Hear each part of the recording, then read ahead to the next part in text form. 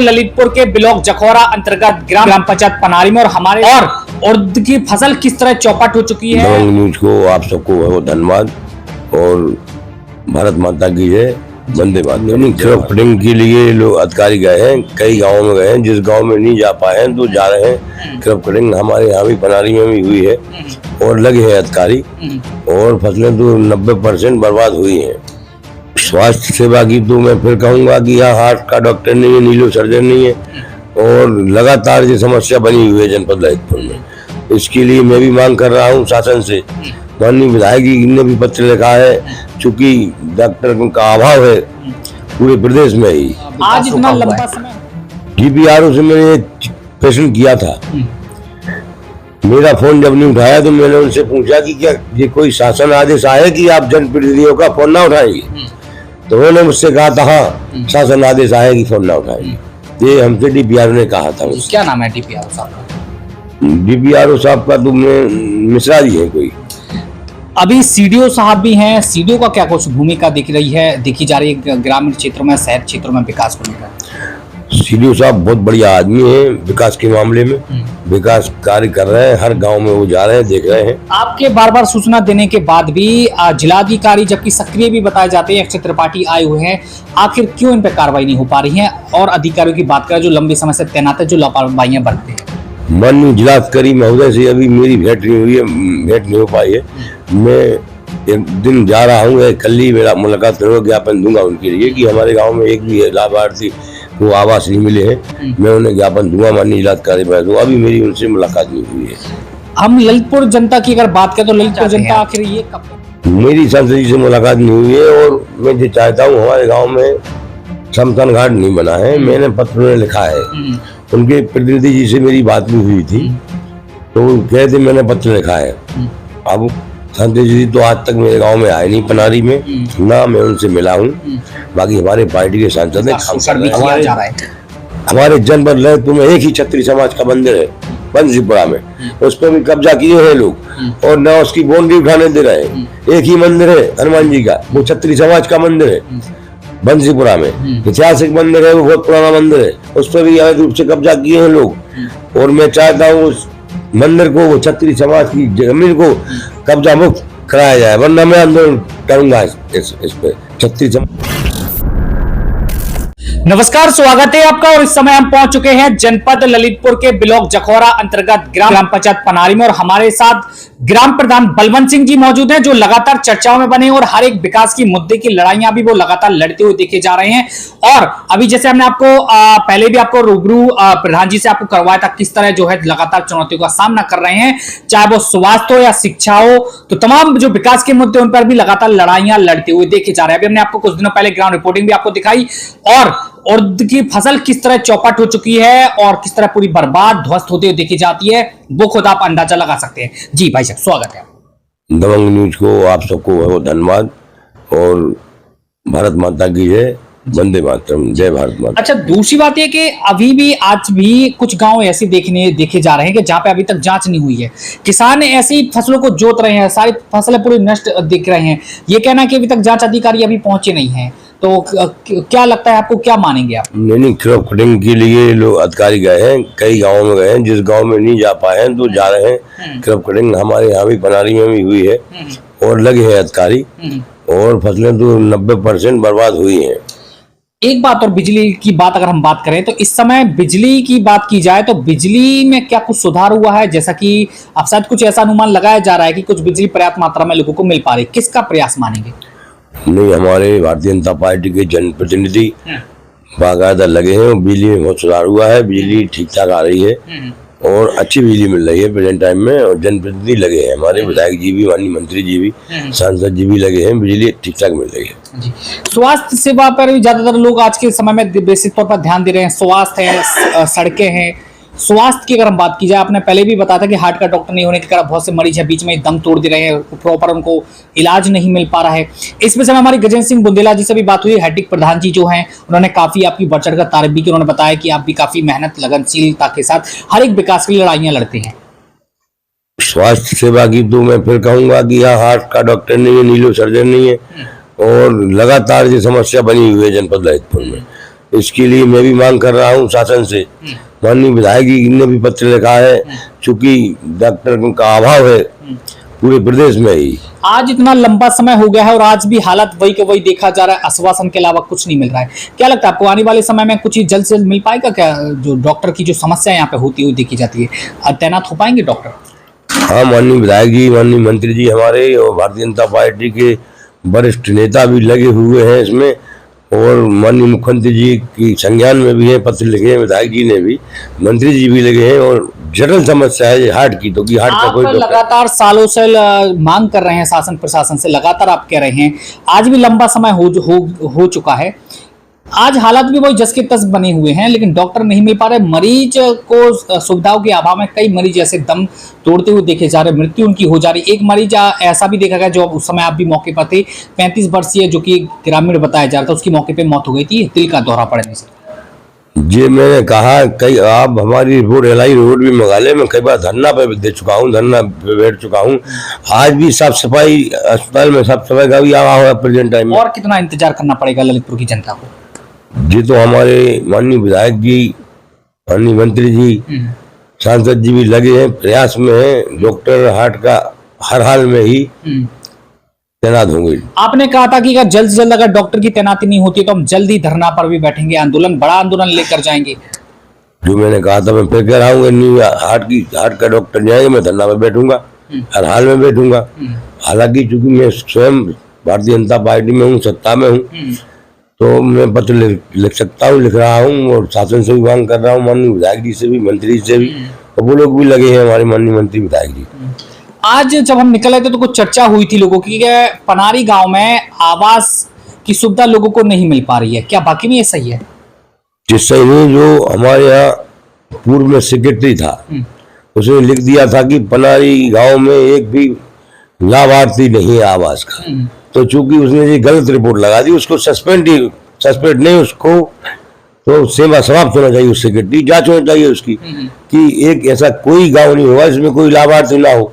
इस प्रदेश में भी ऐसा कोई गांव नहीं होगा जैसे उसने रिपोर्ट लगाई। जो सुविधाओं से वंचित थे उनको कैसे मिलेगा लाभ? अब मैं तो अभी भी गया था, कल परसों एक दिन फिर मैं गया था, धरना पे भी बैठा था मैं ब्लॉक में। परसों मैं हर हाल में ब्लॉक में धरना पे बैठूंगा बीडीओ साहब के यहाँ कि हमारे गांव की लिस्ट बनाई जाए और जो लाभार्थी हैं उन्हें आवास दिए जाए। मेरा गांव सुन है, अभी प्रेजेंट टाइम में एक भी आवास नहीं। मैं धरना पर जब बैठा था 1 साल हो गई, जब ये शहरी आवास आए हमारे यहाँ, अभी 2 आए हैं और कुल 10 आवास आए हमारे, अभी तक 2-2.5 साल के कार्यकाल में हमारे, और बाकी हमारे यहाँ सारे कच्चे मकान पड़े हैं। बहुत लाभार्थी है हमारे यहाँ, कच्चे मकान पड़े हैं, एक भी आवास नहीं आए। इसमें प्रशासन की गलती है, शासन की नहीं, शासन की तरफ से तो आ रहे हैं, सेक्रेटरी की गलती है इसमें, उसने गलत रिपोर्ट लगा दी, कोई लाभार्थी नहीं है, तो इसकी दोबारा रिपोर्ट बनना चाहिए। सड़कों को लेकर क्या कहेंगे? आज भी सड़कें वही परेशानियां लोगों को हो रही हैं, उसी सड़कों से लोग निकल रहे हैं, क्या देखते हैं आप, किस नजरिए से आप देखते हैं? क्या कुछ सरकार का सहयोग विकास में हो रहा है?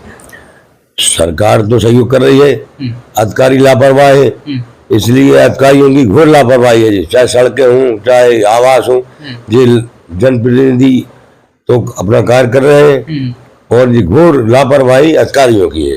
जैसे हमारा पनारी लगा लें, आपकी गलत रिपोर्ट लगा दी कि एक भी लाभार्थी नहीं गांव में हमारे, जबकि हमारे गांव में 80% है लाभार्थी। आपने पिछली बार डीपीआरओ पर भी आरोप लगाए थे कि डीपीआरओ की रुचि नहीं है, विकास में रुचि नहीं लेते हैं, बीडीओ भी रुचि नहीं लेते हैं, जिस कारण विकास रुका हुआ है। डीपीआरओ से मैंने प्रश्न किया था, मेरा फोन जब नहीं उठाया तो मैंने उनसे पूछा कि क्या ये कोई शासन आदेश आया कि आप जनप्रतिनिधियों का फोन ना उठाएंगे? तो उन्होंने मुझसे कहा था हाँ, शासन आदेश आया कि फोन ना उठाएंगे। ये हमसे डीपीआरओ ने कहा था। क्या नाम है डीपीआरओ साहब का? डीपीआरओ साहब का तो मिश्रा जी है कोई। अभी सीडीओ साहब भी हैं, सीडीओ का क्या कुछ भूमिका देखी जा रही है ग्रामीण क्षेत्रों में, शहर क्षेत्रों में विकास को लेकर? सीडीओ साहब बहुत बढ़िया आदमी है, विकास के मामले में विकास कार्य कर रहे हैं, हर गांव में वो जा रहे हैं, देख रहे हैं। आपके बार बार सूचना देने के बाद भी जिलाधिकारी जबकि सक्रिय भी बताए जाते हैं, अक्षय त्रिपाठी आए हुए हैं, आखिर क्यों इन पर कार्रवाई नहीं हो पा रही है? और अधिकारियों की बात करें जो लंबे समय से तैनात है, जो लापरवाहियां बरतते हैं। माननीय जिलाधिकारी महोदय से अभी मेरी भेंट नहीं हो पाई है। मैं एक दिन जा रहा हूँ, कल ही मेरा मुलाकात करो, ज्ञापन दूंगा उनके लिए कि हमारे गांव में एक भी लाभार्थी को आवास नहीं मिले हैं। मैं उन्हें ज्ञापन दूंगा माननीय जिलाधिकारी महोदय। तो अभी मेरी उनसे मुलाकात नहीं हुई है। हम ललितपुर जनता की अगर बात करें तो ललितपुर जनता आखिर ये कब कहेगी कि अब हमारे जिले में स्वास्थ्य सेवाएं अच्छी हैं, सड़कें अच्छी हैं, पेयजल व्यवस्था अच्छी है, किसानों के लिए भी काफी सहूलियत सरकार और शासन प्रशासन द्वारा मिल रही है? ये जनप्रतिनिधियों का और भारतीय जनता पार्टी की देन है कि आज लाइट बहुत ही अच्छी आ रही है। पहले की अपेक्षा समाजवादी पार्टी के शासन में भी देखे होंगे, और आज भारतीय जनता पार्टी के शासन में लाइट पर्याप्त आ रही है। शौचालय को लेकर आपने बताया था कि अवैध रूप से कब्जा किया गया है, जबकि आप भारतीय जनता पार्टी के एक सिपाही हैं, आप उसके लिए भी लड़ाइयां लड़ते हैं, जबकि योगी आदित्यनाथ भी लगातार कहते हैं कि अवैध कब्जेदारों पर बुलडोजर चलेगा, लेकिन यहाँ पे क्यों नहीं? अगर यहाँ पे अवैध कब्जा है, स्पष्ट क्यों नहीं हो पाया आज भी कब्जा यहीं का तहीं पड़ा है। मैं कई बार एप्लीकेशन दे चुका हूँ, वहाँ चोरी भी हो गई है, सारे शौचालय की गेट तोड़ दिए हैं, चोरी कर ले गए हैं। किस पक्ष के नेता द्वारा किया जा रहा है, कौन करवा रहा है? अब जी तो मैंने तो लिख के दिया है कि प्रशासन जांच के बाद तक सुना नहीं, ना कोई दरोगाजी गए ना कोई गया। मैंने तहसील दिवस में भी थाने में भी दिया था, माननीय एडीएम साहब को भी दिया, उन्होंने आदेश भी किए कि आज तक कोई जांच। जो नहीं सुन रहे हैं, सुनते नहीं है, लापरवाही मानते हैं, मनमानी मानते हैं, क्या मानते हैं आप? मैं अधिकारियों की मनमानी मानता हूँ। माननीय आदित्यनाथ योगी जी को मैं धन्यवाद देता हूँ, और माननीय योगी जी जो काम कर रहे हैं, गुंडागिरी आप देखिए टोटल प्रदेश में गुंडागिरी खत्म है। आज कोई भी बच्ची, कोई बहनें, कोई माता रात को 12 बजे भी निकल जाए तो कोई दिक्कत नहीं है। पहले के शासन में बहुत खराब स्थिति थी। आज ये है इस चौराहे पे किसी बहन बेटी को कोई छुएगा तो अगले चौराहे पे माननीय मुख्यमंत्री जी कहते हैं और करते हैं कि यमराज दिख जाते हैं, साक्षात यमराज। तत्काल गोली का जवाब मिलता है। यदि किसी लड़की को, किसी बहू बेटी को कोई छेड़ेगा, कोई गुंडा बदमाश, तत्काल उसका परिणाम अगले ही चौराहे पे उसको यमराज दिख जाते हैं। तो आप जैसे कि देख सकते हैं कि ग्राम पंचायत पनारी से ग्राम प्रधान जी हैं, और जैसे कि वो जिस तरह लगातार लड़ाइयां लड़ रहे हैं, हम बात करें स्वास्थ्य की, शिक्षा की, सड़कों की, बिजली की भी अगर बात करो, अवैध कब्जेधारियों की भी अगर बात करें जो लगातार कब्जे भी कर रहे हैं, तो उन पर भी आखिर क्यों कार्रवाई नहीं हो पा रही? बात करें हम संबंधित विभाग की, तो संबंधित विभाग भी लगातार चुप्पी साधे हुए है, यह ऐसा यहाँ पे अनुमान लगाया जा रहा है। रुचि नहीं लेने के कारण शायद इस तरह की जो व्यवस्था है आज के समय में भी देखने को मिल रही है। जबकि सरकार का लगातार प्रयास है, जनप्रतिनिधियों का भी लगातार प्रयास है कि हर एक जगह विकास हो, हर एक जगह व्यवस्था है। दोस्तों, उसके लिए भी लगातार प्रयास की बातें सामने आती हैं। हम नजारे की बात करें और वर्तमान हालातों की स्थिति की, धरातल की बात करें तो कुछ और ही यहाँ पे नजर आता है। शायद यह भी कहा जा सकता है कि कुछ चीजें ऐसी है जो कागजों में समेट कर रह गई है और जमीनी हकीकत कुछ और ही यहाँ पर देखने को मिलती है। तो क्या कुछ जनप्रतिनिधियों का कहना रहेगा, थोड़ा सा वो भी हम जानने का प्रयास करेंगे। जो मंत्री हैं, विधायक हैं, उनसे भी हम जानने का प्रयास करेंगे और क्या कुछ वो कहते हैं, और जिस तरह विकास की गंगा के बार बार दावे किए जाते हैं, आखिर क्या कुछ वजह मानी जाती है, वो भी हम आपको बताएंगे। तो बने रहिए हमारे साथ। माननीय भारतीय जनता पार्टी के शासन में जब से प्रधानमंत्री मोदी जी बने हैं तो 60-65 साल जब से देश स्वतंत्र हुआ है, ये पत्थरबाज जब से प्रधानमंत्री मोदी जी बने हैं तो हर जगह ये पत्थरबाज जो थे, जो यात्राओं पे यात्राओं पे पत्थर चलते थे, कश्मीर में हमारे सैनिकों पे पत्थर चलते थे, ये आज एक भी पत्थरबाज नहीं है। ये मोदी जी की देन है। इन पत्थरबाजों को पत्थर का जवाब गोली से मिला है और गोली से ही मिलेगा इन लोगों के लिए। आपने एक बात कही थी पहले सांसद जी को लेके कि आपके गांव में आज तक नहीं पहुंचे, ये तो मैं फिर कह रहा हूँ, मैं अपनी बात पे अटल रहता हूँ। क्या चाहते हैं आप? मेरी सांसद जी से मुलाकात नहीं हुई है और मैं जो चाहता हूँ, हमारे गांव में शमशान घाट नहीं बना है, मैंने पत्र में लिखा है। उनके प्रतिनिधि जी से मेरी बात भी हुई थी तो कहते मैंने पत्र लिखा है। अब सांसद जी तो आज तक मेरे गांव में आए नहीं, पनारी में, ना मैं उनसे मिला हूँ। बाकी हमारे पार्टी के सांसद हैं, काम कर रहे हैं, हमारे पार्टी के हर जनप्रतिनिधि काम कर रहे हैं। और माननीय आदित्यनाथ योगी जी, माननीय प्रधानमंत्री जी, आज तक 60 साल 65 साल के कार्यकाल में किसी प्रधानमंत्री ने, किसी मुख्यमंत्री ने ऐसे कार्य नहीं किए हैं जो हमारी भारतीय जनता पार्टी और मुख्यमंत्री और प्रधानमंत्री ने किए। तो आप देख सकते हैं कि जिस तरह जो है लगातार मांग कर रहे हैं। बात करें अगर मुक्तिधाम की, तो मुक्तिधाम गांव में नहीं होने के कारण शायद वो सांसद निधि से हो जाए, इसके लिए इन्होंने पत्र भी सांसद जी को लिखा है, लेकिन अभी तक इनकी मुलाकात नहीं हो पाई है।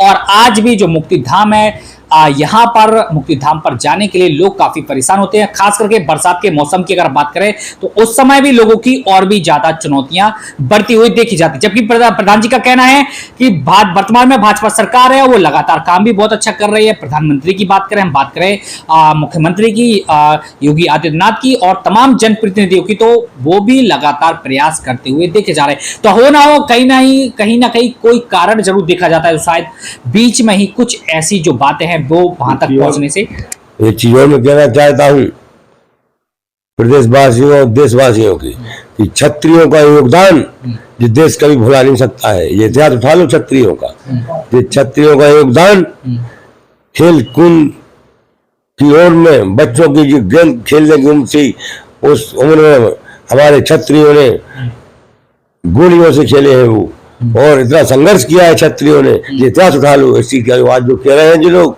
आज इतिहास उठा लो क्षत्रियों का, इस देश भुला नहीं सकता है। क्या इससे क्या संदेश आप लोगों को देना चाहते हैं? इससे मैं ये संदेश देना चाहता हूँ कि आज जो क्षत्रिय के ऊपर भी अत्याचार हो रहे हैं, कई घटनाएं, और शासन प्रशासन तो भाजपा हर वर्ग के लिए काम कर रही है।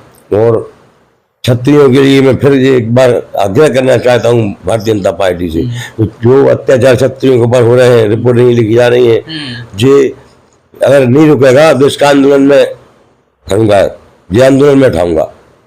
तो क्या कुछ और भी नजारे देखने को मिलते हैं, वो भी हम आपको बताएंगे। और बात करें हम तमाम विकास के मुद्दों की, तो उन पर भी हम जनप्रतिनिधियों से भी उनकी प्रतिक्रिया लेने का प्रयास करेंगे।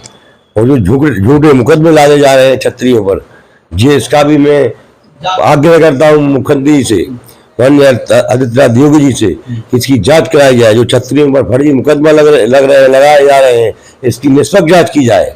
और इस पर भी मैं ज्ञापन दूंगा माननीय मुख्यमंत्री महोदय के लिए, और मैं समय मांग रहा हूँ बार बार माननीय आदित्यनाथ योगी जी से, माननीय मुख्यमंत्री से मैं मिलूंगा। कहा कि क्षत्रियों पर झूठे मुकदमे लगाए जा रहे हैं, अच्छा कहाँ ऐसे मामले देखने को मिले? कई मामले हैं ऐसे कई मामले हैं जो झूठे मुकदमे में फंसाए गए हैं। और देने का दिन, अब जब आपसे हमारी भेंट होगी तो मैं पूरा उदाहरण दूंगा आपके लिए कहाँ फर्जी मुकदमे तो उस दिन का भी हम इंतजार करेंगे। जिस तरह बताया जा रहा है कि फर्जी मुकदमे क्षत्रियों पर लगाए जा रहे हैं और उनका शोषण भी किया जा रहा है। हमारे जनपद ललितपुर में एक ही क्षत्रिय समाज का मंदिर है बंसीपुरा में, उस पर भी कब्जा किए हैं लोग, और न उसकी बाउंड्री उठाने दे रहे हैं। एक ही मंदिर है हनुमान जी का, वो क्षत्रिय समाज का मंदिर है बंसीपुरा में, ऐतिहासिक मंदिर है, वो बहुत पुराना मंदिर है, उस पर भी अवैध रूप से कब्जा किए हैं लोग। और मैं चाहता हूँ उस मंदिर को, वो क्षत्रिय समाज की जमीन को कब्जा मुक्त कराया जाए, वरना मैं आंदोलन करूंगा इस पे। क्षत्रिय समाज का मंदिर का यदि बाउंड्री का निर्माण रोका इन गुंडों बदमाशों ने, तो इस पे मैं आंदोलन करूंगा, धरना पे बैठूंगा मैं, क्योंकि क्षत्रिय समाज का एक ही मंदिर है हमारे यहाँ, और उस मंदिर की पूरी उस पर कब्जा किए हैं लोग, ना वो बाउंड्री उठाने दे रहे हैं और ना उसको कब्जा मुक्त प्रशासन कहा रहा है। ये मेरी प्रशासन से मांग है, माननीय जनप्रतिनिधियों से मेरी मांग है इस बात की कि क्षत्रियों का वो मंदिर है, बहुत पुराना मंदिर है बंसीपुरा में, उस मंदिर कब्जा को मुक्त कराया जाए। ये जनप्रतिनिधियों से भी मेरी मांग है, शासन प्रशासन से मेरी मांग है। तो और क्या कुछ हाल देखा जाता है वो भी हम आपको बताएंगे। फिलहाल के लिए हमें दीजिए इजाजत, नमस्कार।